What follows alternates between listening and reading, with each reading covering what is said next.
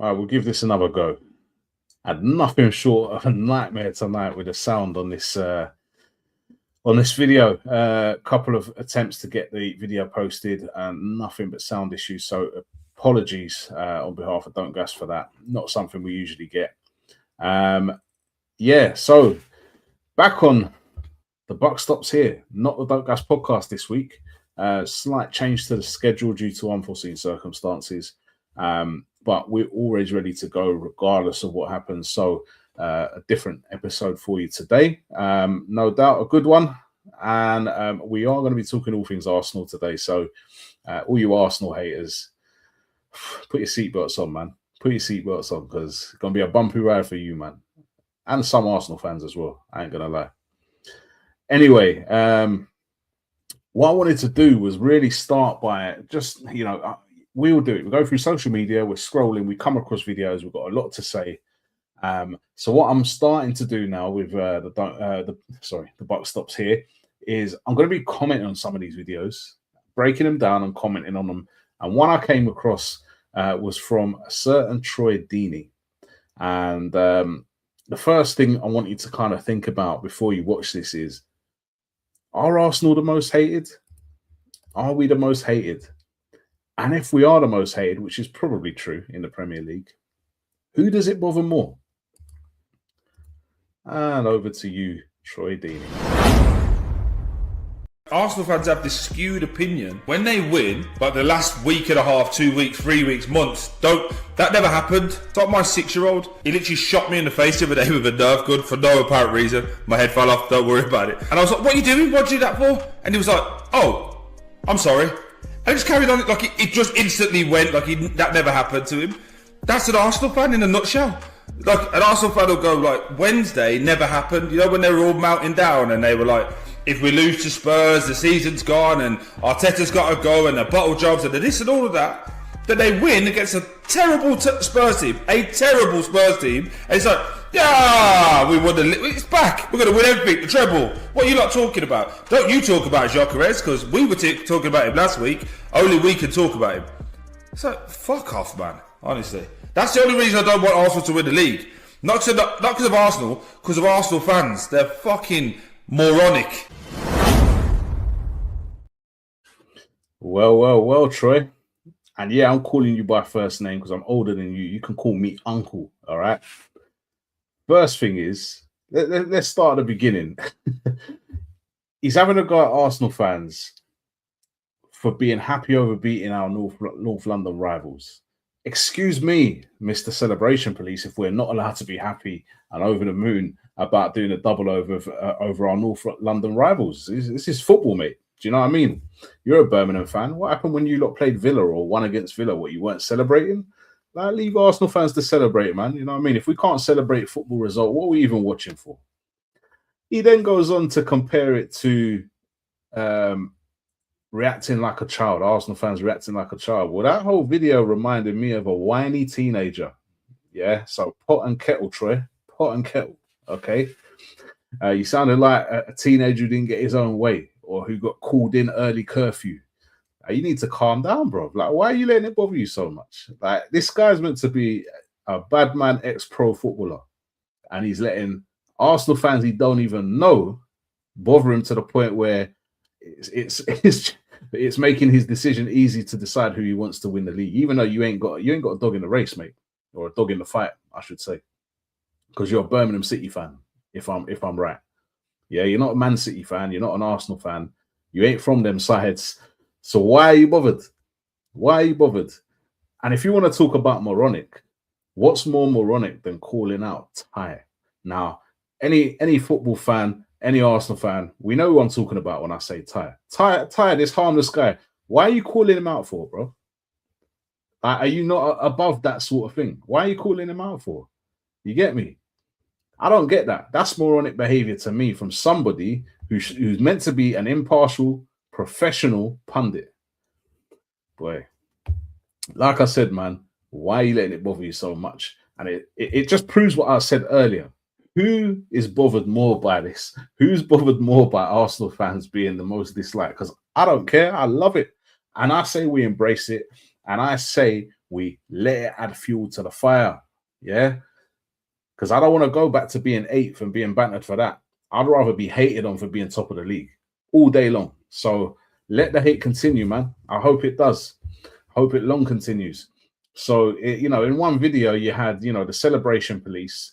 You had someone who's basically saying Arsenal fans are acting like spoiled children whilst acting like a spoiled child. Don't get your point there, Troy. Don't get your point. I think you need to do a bit better than that. Bit better than that. You know what I mean? You're meant to be a professional here. Anyway, at the end of the day, like I said, it comes with the territory. If Arsenal fans are getting all bent out of shape, because people are hating on us, and I do see reaction videos, don't cry over it, man. Enjoy it. Enjoy it. Because you go back to the teams that were doing things and that were challenging every year, usually they're the most hated in the league. So I take it, man, with open arms, keep on hating, and hopefully we'll keep on winning and go on to do big things this season, man. So yeah, that's the first thing. And then I want to go over to recent form, because a lot of this stuff comes out because, we had a couple of draws. Now, I'm not being funny. We've gone all season up to February, end of February, lost 3 games, all competitions. And if you're talking about our recent form, we had 2 draws, man. And yeah, we'd rather get the win, but they were 2 draws. And all I ever hear is, Arsenal never capitalise when City drop points. And when Arsenal drop points, City always capitalise. Well, that can't be true, because if we never capitalised on a City loss or draw, we wouldn't be top 5 points clear. Okay, that's number one.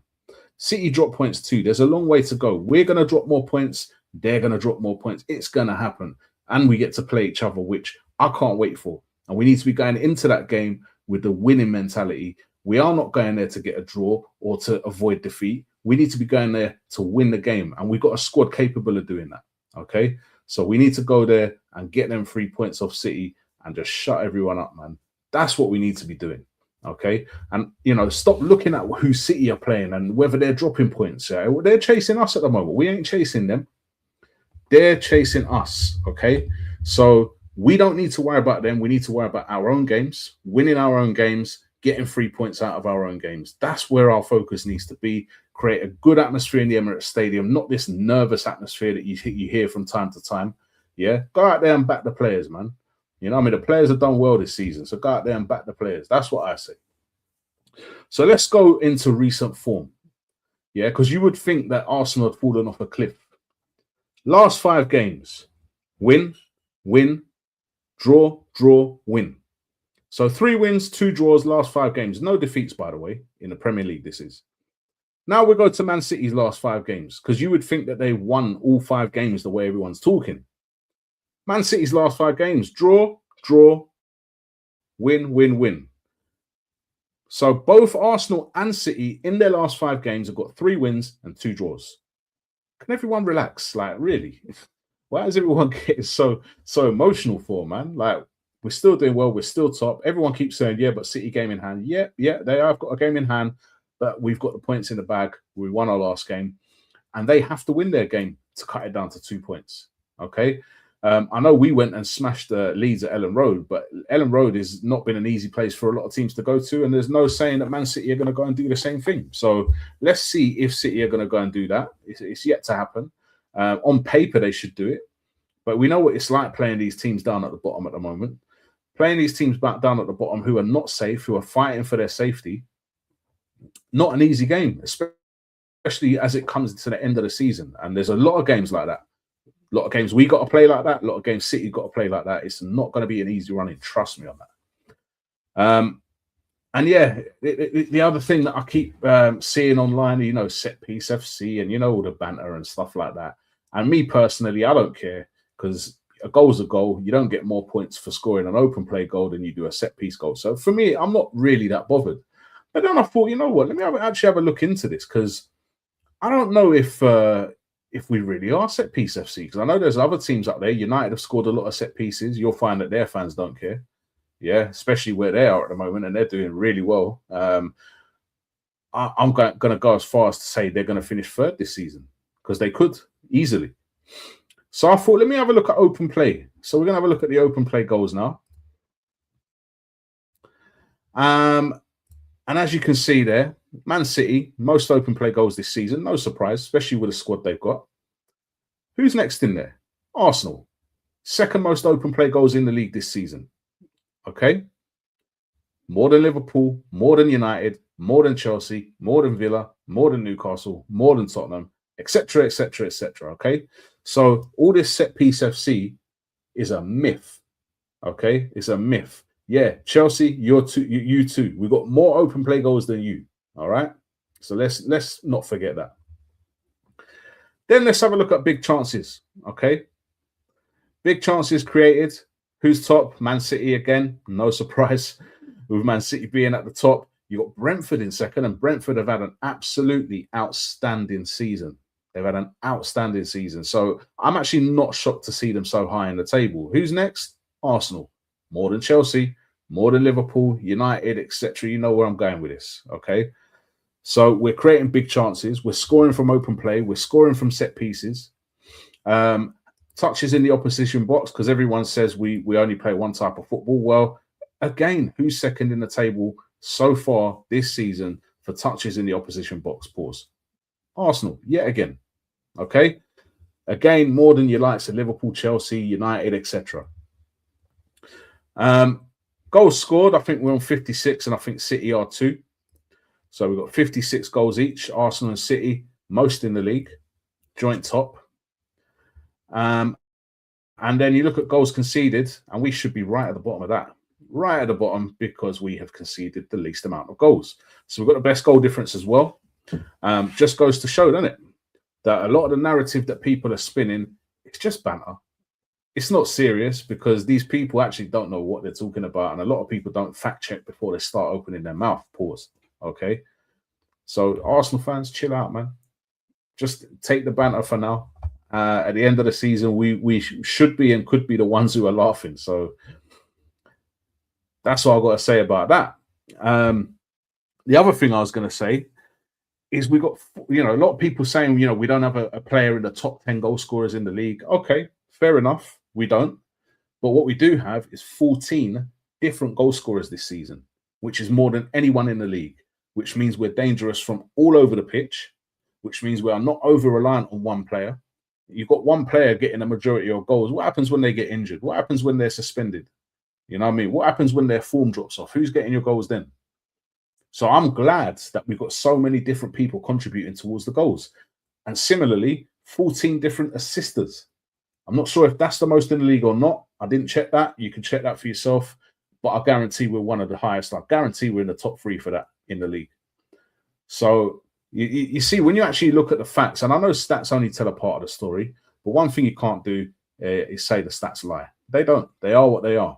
Okay, so I won't worry about not having one of the top scorers in the league. The team who wins the league doesn't necessarily have the top goal scorer anyway. I remember Kevin Phillips being top goal scorer for Sunderland. They didn't win the league. So it doesn't matter. It doesn't matter. As long as everyone's doing their job. That's the main thing.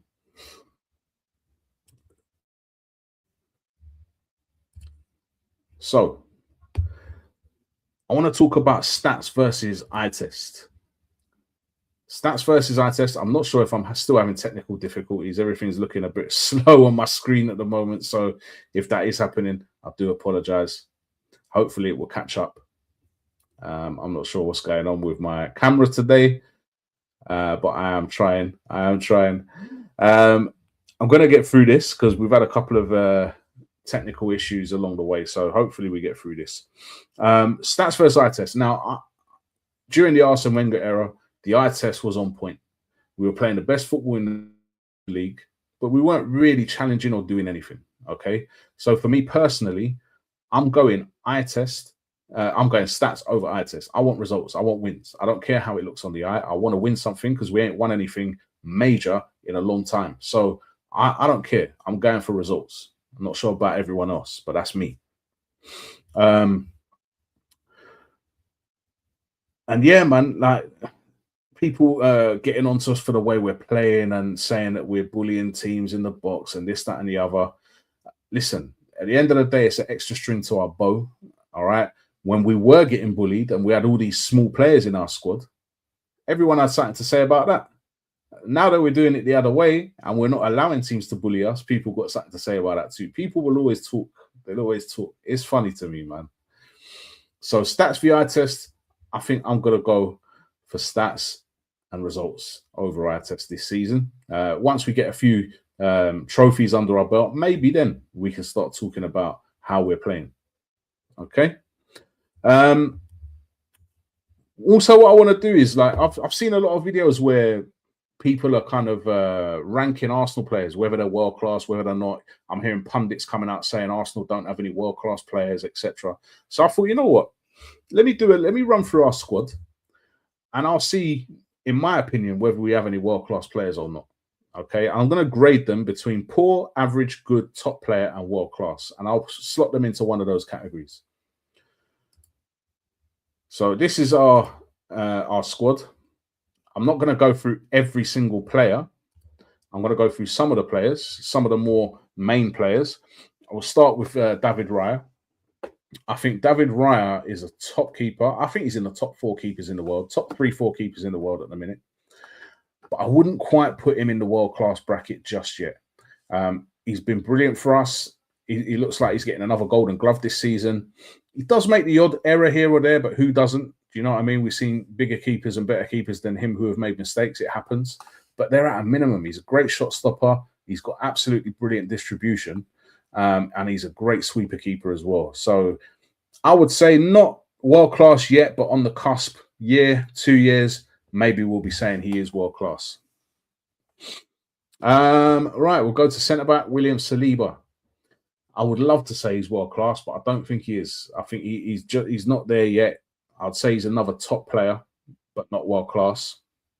And I think, again, this season, I feel he's made...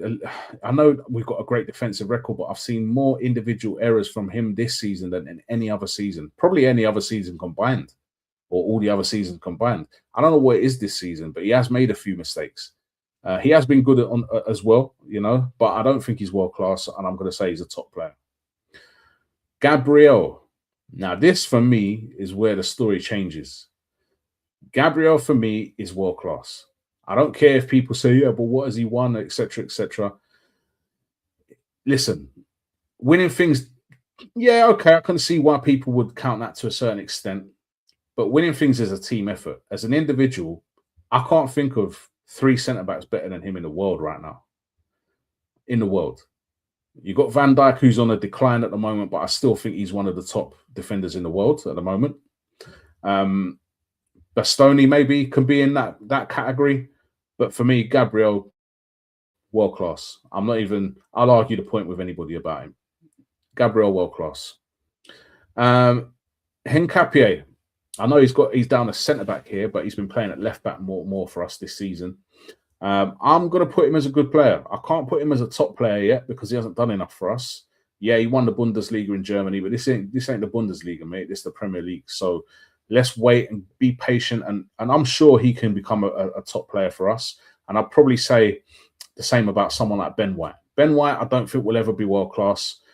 He's a good player, and I think he will kind of creep into that top player category if he gets more game time. I feel a bit sorry for him because Timber's just been that good, which leads me on to Timber. Timber, I'm going to say top player. Not quite world-class. He's on the cusp as well, and I think he can get there. But when I look at who's world-class, Hakimi, world-class.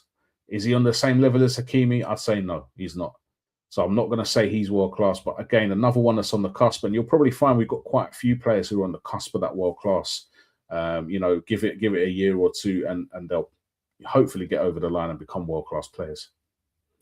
Zubimendi I'll do next. Pause. Zubimendi, I would say, is a top player. Didn't know too much about him before he joined us, other than a couple of games I've seen for Spain where he looked good, but I didn't really know too much about him. He's someone I thought he's going to be too small. But actually, when he's standing on his own, he does look small. But when you see him next to other players, he doesn't look so small, and he's got a really good spring. So, he wins a lot of headers. Scores a few headers this season, and also scored some screamers as well. I've got no doubt he's a top player. Not world class, but definitely a top player. Declan Rice, and I know a lot of Arsenal fans are hoping I'm going to say world class here. Am I going to disappoint you? I am. I think Rice is absolutely quality. I think he gets us out of jail so many times. I know JD likes to call him £105 million water carrier, but he gets us out of jail so many times. So defensively, brilliant. He's got the most amount of forward carries for a midfielder in the Premier League. So he's good going the other way as well. Gets assists, great delivery. Probably could get a few more goals, I would say. But I'd say he's a top player. Not world class, but a top player. Ødegaard. I get a lot of stick from Arsenal fans for not being Ødegaard's biggest fan. I don't think he's the right man to be captain for Arsenal. I really don't. I think he's very good at looking busy, but not actually having much output. He had one good season, which fooled me at the time, but has not been able to replicate it. And I don't know about you, but from a number 10, I want goals and I want assists, and I think you should be in double figures for your GA every season if you're at a decent level for a number 10. He doesn't get anywhere near it. Doesn't get anywhere near it. I think he's got one Premier League goal this season. I'm not even putting him in the top player category. I'm just going to say good. Sorry, the Guard fans, but no, he's good. Not a top player, not world class. Eberechi Eze, I'm going to put him in the top player category though, because I think with him, even though he's had a lot of stick so far this season, mainly from rival fans, you have to remember he's coming from Palace and going into an Arsenal side. The levels are completely different. The expectations are completely different. The pressure is completely different as well. He needs to adjust to the way we play. At Palace, he's the main man. Everything went through him. At Arsenal, it ain't necessarily going to be the case. So you've got a job to do, and I think he's still adjusting to that. But we will see more from him. And I have seen some good stuff from Eze as well. So I'm going to say he's a top player. Not world-class, though. Saka. This one hurts, man, because the one thing I would say about Saka always is that he's not the most skillfully gifted player. He's not maybe the most skillful wide player out there at the moment. But I said one thing he is consistent. He always had that consistency. You'd know what he was going to do, but you just couldn't stop it. However, this season, no consistency. So it's really disappointing, to be honest. I expect more from Saka, and I hope it's just a dip. I know some men are joking, saying, yeah, because he got married, man, spending more time, putting more effort in the bedroom than he is on the training pitch. That's what some people are saying. Not me, just saying. Some people are saying that. But I'm not gonna rate him off of this season alone, because he's had so many good seasons for us. And I'm going to put Saka in the top player category. He isn't world class. I don't care what anybody says. I know that some Arsenal fans do think he is. He's not world class. Let's be real. We could think of better wide players in his position at the moment. I'm going to do Trossard and Martinelli together because I feel they're at similar levels. I don't think any of them are top players. I think they're good, and I've put them both in the good category. I think with Trossard, he's someone I wanted gone in the summer. I didn't want him at Arsenal. I thought, that's it. He needs to go. Let's go out and get a better player in that position. And we didn't. And I was shocked. And then he got a new contract at more money, but no contract extension. And I was just confused. I was like, how has this happened? But this season, he's been playing like he knows this is last year for us. He scored some important goals at important times within games. So he's done really well this season. Martinelli probably done more in the cups than he has in the league. But again, he's someone I don't consider him a top player. I think he's a good player, but that's about it. I think we can get better on that left-hand side. And Victor Gyökeres, let's finish here. Somebody who I've given a lot of stick to this season, and it's probably the timing is ironic now because he's probably had his best game for us against Tottenham. But I stick what I say. I think he'll score goals, but he'll score goals against the mid to lower table teams. And I don't think I'm wrong in saying that. If you look at who he scored against this season, if you look at who he scored against in Portugal, pretty much the same. So I don't think I'm not even going to put him in the good category. Sorry. He's going in the average category until I see different. And I hope you prove me different, Gyökeres, because you play for my club. So, of course, I hope that. But he's going in the average category. There are so many centre forwards, even in the Premier League, that I I would take ahead of Gyökeres. One of them being Thiago at Brentford. I'd take him ahead of Gyökeres all day long. All day long.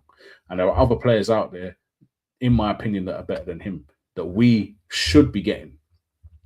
So there you go. There's my ranking of the current Arsenal squad. Be interested to know what you think, and whether you agree, disagree. Leave your comments. We'll obviously reply to all comments as well. It's been interesting, and what I will do is I think I'm going to do a lot more reactions to videos that I come across that I find interesting.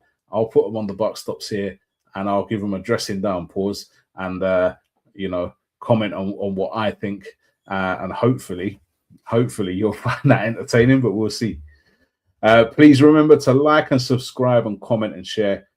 Really do hit that subscribe button if you haven't already. That does help us to grow the channel.